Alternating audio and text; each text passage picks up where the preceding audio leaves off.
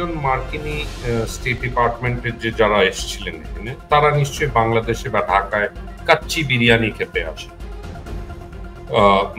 তারা এসেছিলেন একটি পার্টিকুলার অবজেক্টিভ নিয়ে। বাংলাদেশের কেনই বা আসলে আরাকানে রাখাইন রাজ্যে করিডোরের প্রয়োজনীয়তা পড়ছে, তাহলে মার্কিনীদের এখানে ইন্টারেস্টটা কি? এইটা হবে একটা উপযুক্ত কাভার, তার মাধ্যমে আমরা রোহিঙ্গাদের গল্পটা বলে রোহিঙ্গাকে রিপ্যাট্রিয়েট করতে হবে মিয়ানমারে। কিন্তু বাংলাদেশের লোকজনরা এটা হয়তো ভুলে গিয়েছিলেন, মিস্টার খলিলুর রহমান স্পেশালি, যে আমরা যখন বাংলাদেশ কোনো পজিশনেই নেই এই রোহিঙ্গাদের সেফটি আর সিকিউরিটি এনশিওর করার জন্য, হিউম্যানিটেরিয়ান করিডোরটা কি এক ধরনের কাভার হিসেবে ইউজ করা হবে, এটা আমরা কিন্তু আগেও দেখেছি। মার্কিন যুক্তরাষ্ট্র এই ধরনের প্রজেক্ট আগেও করেছে অন্যান্য জায়গায়। টাকা যাবে দেশে সোনালী পের সাথে। মিয়ানমারে কি করতে চলেছে এখন বাংলাদেশে অনেকেই জানেন, আর এটা পাবলিকলি লেখা হয়েছে। আমি এই স্টোরিটা ব্রেকও করেছিলাম যে এপ্রিল মাসের মাঝামাঝি 3 জন মার্কিনী স্টেট ডিপার্টমেন্টের অফিসিয়াল আসবেন। 2 জন যারা আর কি, একজন সাউথ এশিয়া আর একজন সাউথ ইস্ট এশিয়ার দেখেন, আর আরেকজন হচ্ছে মার্কিন যুক্তরাষ্ট্রের চার্জ d'affaires। ওখানে একজন ফুল ফ্লেজড অ্যাম্বাসেডর নেই, একজন চার্জ d'affaires আছেন, সুজান স্টিফেনসন। সুজান স্টিফেনসনের একটা ইন্টেলিজেন্স ব্যাকগ্রাউন্ড আছে। ওনারা সবাই 3 জন ঢাকায় এলো। নিশ্চয়ই যে ঢাকায় যে এলো তার পেছনের একটা ব্যাক স্টোরি আছে। সেই ব্যাক স্টোরিতে হয়তো এখন গেলে এই প্রোগ্রামটা অনেকটা বেশি লম্বা হয়ে যাবে আর কি। এইটুকু বলবো যে এই 3 জন মার্কিনী স্টেট ডিপার্টমেন্টের যে যারা এসেছিলেন এখানে, তারা নিশ্চয়ই বাংলাদেশে বা ঢাকায় কাচ্চি বিরিয়ানি খেতে আসে। তারা এসেছিলেন একটি পার্টিকুলার অবজেক্টিভ নিয়ে, যেটা জানবার জন্য যে বাংলাদেশে কি ধরনের পলিটিক্যাল প্রতিক্রিয়া হতে পারে এই মার্কিনী ইনভলভমেন্ট, পোটেনশিয়াল মার্কিনী ইনভলভমেন্ট মিয়ানমার। আর সুজান স্টিফেনসন কিন্তু চার্জ d'affaires মার্কিনী ন্যাপিডোতে, যেটা হচ্ছে মিয়ানমারের ক্যাপিটাল, এই মিলিটারি হুন্টার মিয়ানমারের ক্যাপিটাল। তো এই নানান ধরনের কথাবার্তা ওই সময় হয়েছিল, এই 3 জন মিলে করেছিলেন। নানান ধরনের যারা বাংলাদেশে সিকিউরিটি এবং আর্মির তরফ থেকে যারা ছিল তাদের সঙ্গে তাদের বৈঠক হয়েছিল, নানান পলিটিক্যাল পার্টিসদের সঙ্গে তাদের বৈঠক হয়েছিল। এখন মার্কিনীদের স্বার্থটা যদি আপনি এখানে বলতেন, মানে করিডোর দেবে বাংলাদেশ, বা বাংলাদেশের কেনই বা আসলে আরাকানে রাখাইন রাজ্যে করিডোরের প্রয়োজনীয়তা পড়ছে, তাহলে মার্কিনীদের এখানে ইন্টারেস্টটা কি, এটা যদি একটু সাধারণ সহজ করে বলেন। এটা হচ্ছে এই হিউম্যানিটেরিয়ান করিডোরের একটা গল্প তৈরি করা, সেটা ইউনাইটেড নেশনের মাধ্যমে তৈরি করা হয়। বাংলাদেশের অনেকেই আর আমাদের যারা ভিউয়ার্সরা দেখছেন এই প্রোগ্রামটা, তারা অনেকেই জানবেন যে এই এপ্রিল মাসেই কিন্তু যুক্তরাষ্ট্রের যে secretary general mister Antonio Guterres, উনি এসেছিলেন। ওনার সঙ্গে মোহাম্মদ ইউনূসের দারুণ সম্পর্ক আর কি আছে। আর এটা হচ্ছে একটা পার্ট অফ দি এই ইউনাইটেড নেশনসকে এটার সঙ্গে জড়িয়ে, কেন কিনা এটা রোহিঙ্গার ব্যাপারের কথা আছে। এটার মধ্যে রোহিঙ্গাদের সঙ্গে জড়িত ছিল প্রথম দিকে, গোড়ার দিকে 3টে কনসেপ্ট। একটা হচ্ছে সেফ প্যাসেজ, যেটা পরবর্তীকালে আমরা নানান ধরনের নাম পরিবর্তনের থেকে পরে এলো হিউম্যানিটেরিয়ান করিডোর, আরেকটা এলো হচ্ছে রাইট টু প্রোটেকশন।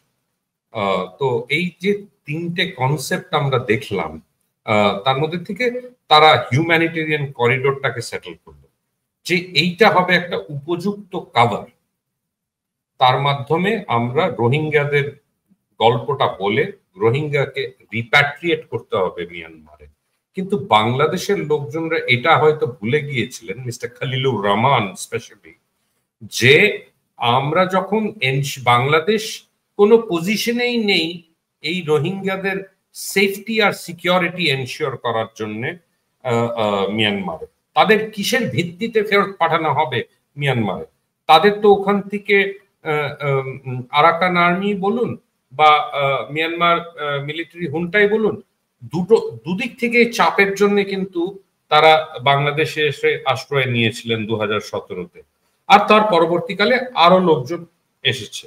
আমরা তো দেখছি যে মানে রিসেন্টলিও আর কি এই হিউম্যানিটেরিয়ান করিডোরের কথা বলার পরেও অনেক রোহিঙ্গারা বাংলাদেশে এসছে, প্রায় 1,30,000 অ্যাডিশনাল রোহিঙ্গা এসছে।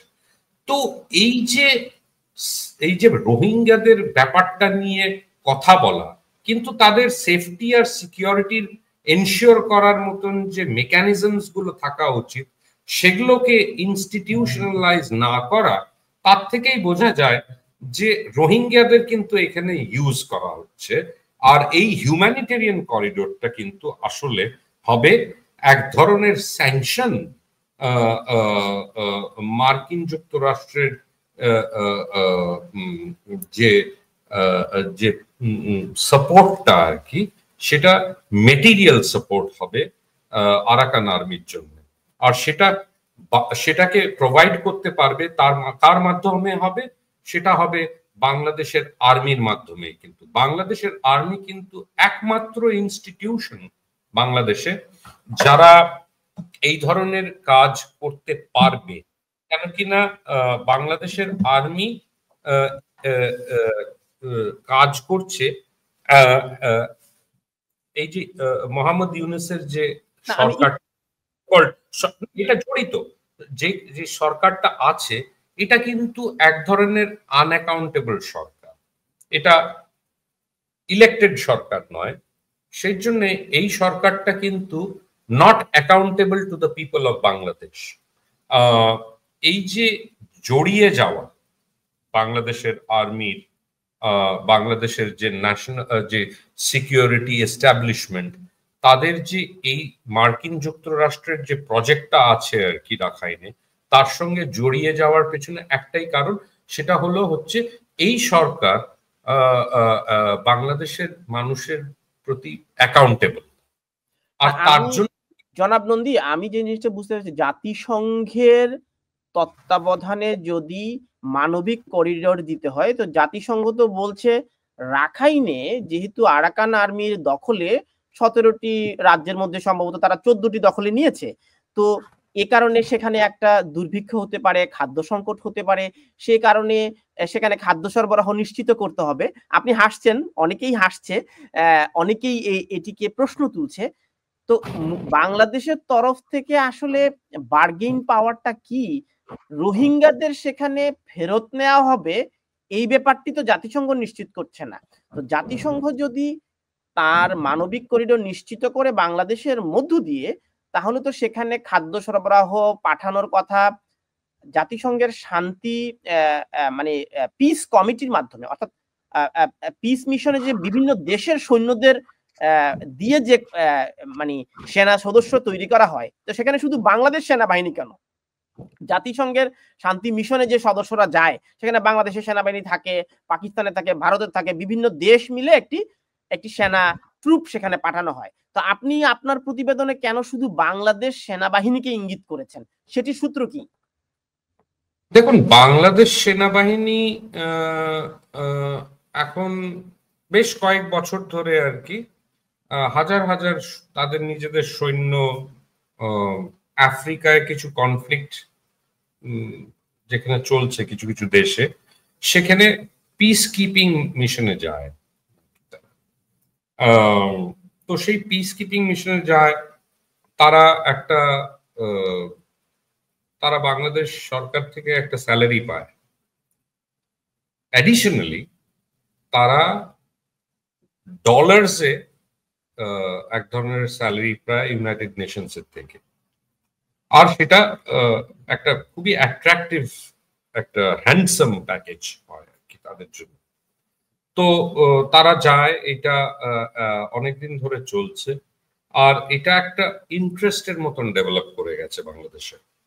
তো এখানে যদি আমরা কয়েক মাস আগে, মাস দুয়েক আগে আমরা নিজেরাই শুনেছি যে ইউনাইটেড নেশনসের যে ইউএনএইচআরসির হেড মিস্টার ভলকার টুর্ক, উনি বলেছেন, উনি অ্যাডমিট করেছিলেন যে ওনারা বাংলাদেশ আর্মির উপরে চাপ দিয়েছিল যে তোমাদের যে এই যে শান্তি মিশনের ব্যাপারটা, এটা কিন্তু আমরা বন্ধ করে দেব তোমরা যদি ওয়েস্টার্ন ওয়ার্ল্ডের যে প্রেসক্রাইবড পদ্ধতি সেটা যদি না ফলো করো আর কি। তো এই যে কমপ্লেক্স একটা ব্যাপার, এখনো কিন্তু মিয়ানমারে আমরা যেটা দেখছি যে এখানে শান্তি রক্ষার বলে পাঠানোর কোনো ব্যাপার হচ্ছে না। এখানে আমরা শুধু দেখছি একটা লিমিটেড জিনিস, রোহিঙ্গিয়াদের রিপ্যাট্রিয়েট করা। সেখানে ইউনাইটেড নেশনস জড়িয়ে গেছে, কিন্তু এর মধ্যে কোনো দৌড়ায় নেই।